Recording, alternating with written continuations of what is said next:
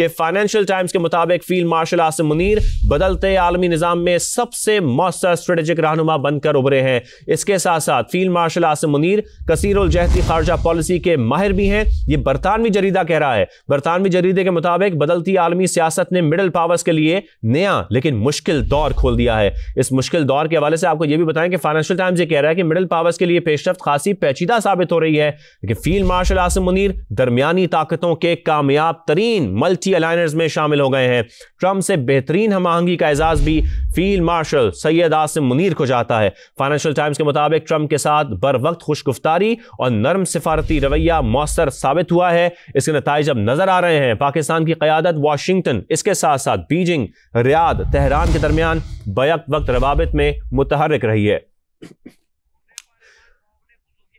मामले खुसूसी उज़ैफ़ा रहमान हमें इस हवाले से ज्वाइन कर चुके हैं, उनसे हम बात करेंगे। उज़ैफ़ा रहमान साहब, बहुत शुक्रिया हमें ज्वाइन करने के लिए। जिस तरीके से हम देख रहे हैं कि फाइनेंशियल टाइम्स की जानिब से ये बताया जा रहा है कि फील्ड मार्शल आसिम मुनीर बदलते आलमी निज़ाम में सबसे मौसर स्ट्रेटेजिक रहनुमा बनकर उभरे हैं, आप क्या कहेंगे? जी बहुत शुक्रिया जी। ये अल्लाह का बड़ा खास करम है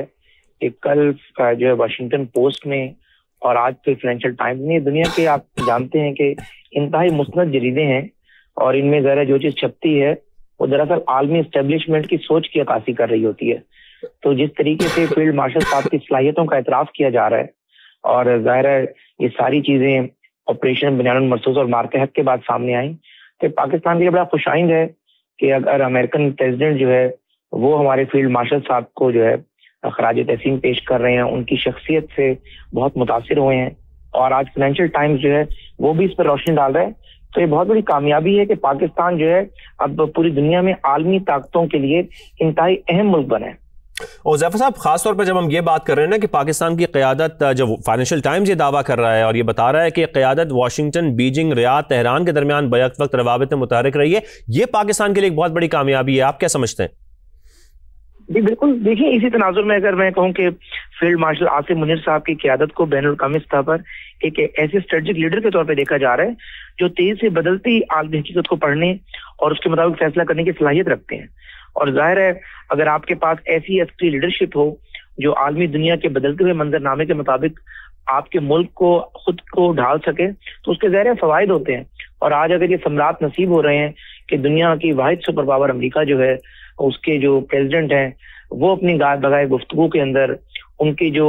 मिलिट्री स्टैब्लिशमेंट के दिमाग हैं, जिनने कल आर्टिकल भी लिखा वाशिंगटन पोस्ट में, उन जैसे लोग अगर बार बार फील्ड मार्शल साहब की तारीफ कर रहे हैं तो ये आलमी सतह के ऊपर ये पाकिस्तान के लिए बहुत बड़ी कामयाबी है। पाकिस्तान की 78 साल तारीख में कभी ये इज्जत किसी जो है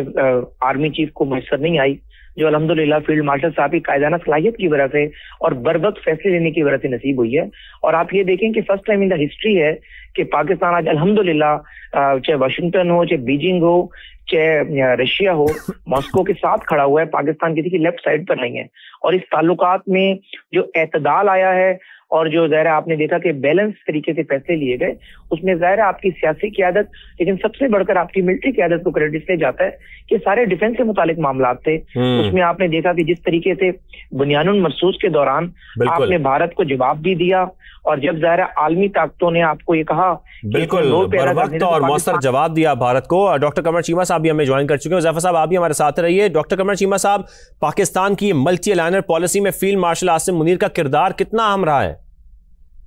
बहुत शुक्रिया। देखिए पहली बात तो ये है कि थोड़ा सा बैकग्राउंड अगर मैं आपको बताता चलूं कि भारत के वज़ीर-ए-आज़म नरेंद्र मोदी पिछले 12 साल से एक ही कोशिश कर रहे हैं पाकिस्तान को आइसोलेट करने की, कि पाकिस्तान का ग्लोबली मुकाम ना पैदा हो। और अल्हम्दुलिल्लाह देखें आज इंटरनेशनल जरीदे, बड़ी अखबारें ये लिख रही हैं कि Pakistan as a middle power के तौर पर इमर्ज कर रहा है और पाकिस्तान का किरदार जो है वो मिडिल ईस्ट हो, साउथ एशिया हो, सेंट्रल एशिया हो, इवन के नॉर्थ अफ्रीका हो, इस हद तक हमारी जो हमें देखा जा रहा है कि ये पाकिस्तान का किरदार क्या हो सकता है। बल्कि मुस्तकबिल के अंदर इंडो पैसिफिक के अंदर भी पाकिस्तान का बहुत अच्छा किरदार होगा, क्योंकि हमारे वहां पे भी अच्छे ताल्लुकात हैं जो वो ममालिक जो कि इंडियन ओशन के अंदर है, जिसमें श्रीलंका है और बाकी ममालिक है, जिसमें अफ्रीका भी है। तो मैं समझता हूँ कि पाकिस्तान की मिलिट्री डिप्लोमेसी की वजह से ये बहुत बड़ी ट्रांसफॉर्मेशन आई है पाकिस्तान की, और दुनिया ने एक डिफरेंट लेंस से पाकिस्तान को देखना शुरू कर दिया है। ये वही दुनिया थी जो देख रही थी कि पाकिस्तान के अंदर IMF के प्रोग्राम के मसले हैं, आज वही दुनिया कह रही है पाकिस्तान के अंदर मैक्रो इकोनॉमिक स्टेबिलिटी है। जो दुनिया ये कह रही थी कि जी पाकिस्तान का तो मुकाम कोई नहीं रहा, हमने मार्का हक में वो मुकाम दुनिया ने हमें देखा कि ये तो एक कैपेबल आर्म फोर्सेज हैं, और कौम के अंदर और अवाम के अंदर शऊर भी है, और इंटरनेशनल जो डेवलपमेंट हो रही है हम उसके साथ अलाइंड है। एंड अबव ऑल देखें, अमेरिकी सदर जो है वो बार बार फील्ड मार्शल का सईद आसम मुनीर का जो जिक्र कर रहे हैं वो लीडरशिप को देख के कर रहे हैं। अमेरिकी सदर के पास इतना टाइम नहीं होता कि वो आपको पता है वो तो इंडिया को जिस तरह इग्नोर कर रहे हैं, और साउथ एशिया आजकल उनकी उस तरह रेडार में भी नहीं है, लेकिन उन्होंने देखा कि पाकिस्तान एक मेजर प्लेयर के तौर पे साउथ एशिया और मिडिल ईस्ट में इमर्ज हुआ है। आप देखें कि हमें किस अंदाज से जो इजिप्ट में हमारी मिलिट्री डिप्लोमेसी और हमारे प्राइम मिनिस्टर को जो मुकाम दिया गया, तो मैं समझता हूँ कि उसको दुनिया रीड कर रही है कि ये 250 मिलियन लोगों का जो मुल्क है, ये बड़ी इकोनॉमी भी है, इसकी इकोनॉमिक प्रोजेक्शन भी बहुत अच्छी है फ्यूचर की, हमारी जो इकोनॉमिक सिक्योरिटी भी ट्रैक पे है, हमारी लीडरशिप जो है वो विजन रखती है कि हमें किस तरह जो खित्ते के बाकी ममालिक के साथ हमें रेलिवेंट होना है। और अबव ऑल देखिए सबसे इंपॉर्टेंट चीज ये होती है, ये ट्रांजिशन करना आसान काम नहीं था, इसमें लीडरशिप को सख्त फैसले करने पड़ते हैं, इसमें देखें ये डू और डाई की सिचुएशन भी होती है। हमारी लीडरशिप ने जो फैसले किए हैं उसको ग्लोबली रिकग्निशन मिल रही है, और यही वजह है कि आज हमें मिडिल पार्ट के तौर पे, इंडिया क्या कहता था कि ये तो आइसोलेटेड है, इंडिया तो कहता था कि इनको तो दुनिया में कोई बुलाता नहीं है, इनके यहाँ तो कोई आता नहीं है। आज देखें हमारी लीडरशिप प्राइम मिनिस्टर साहब के पिछले कितने 1.5 साल के अंदर उनके 30-35 दौरे हैं इंटरनेशनली। बिल्कुल, फील्ड मार्शल साहब दुनिया में रैली। और डॉक्टर साहब जो भारत ये कहता था उसके हवाले से बरतानवी जरीदा खुद ये कह रहा है कि उनके लिए दरमियानी जो ताकत का खेल है वो तवक्को से ज्यादा मुश्किल साबित हुआ है, भारत के लिए चैलेंजेस बहुत ज्यादा बढ़ गए हैं, भारत को मायूसी हुई है।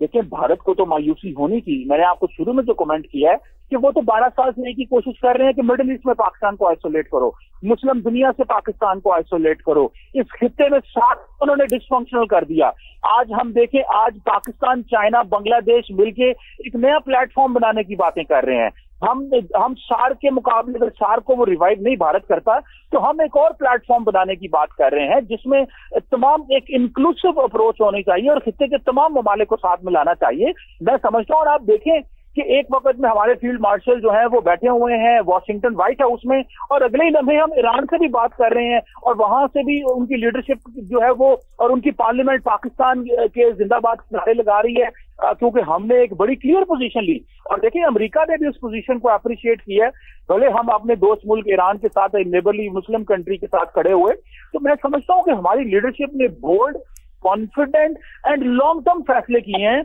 और वो जो एक अप्रोच थी कि जी पाकिस्तान जी इररेलेवेंट है, पाकिस्तान का मुकाम कोई नहीं रहा, आज हमें मिडिल पार के तौर पे देखा जा रहा है। और ये सारी की सारी डॉक्टर जयशंकर जो भारत के वजीर खारजा हैं, ये उनकी खारजा पॉलिसी की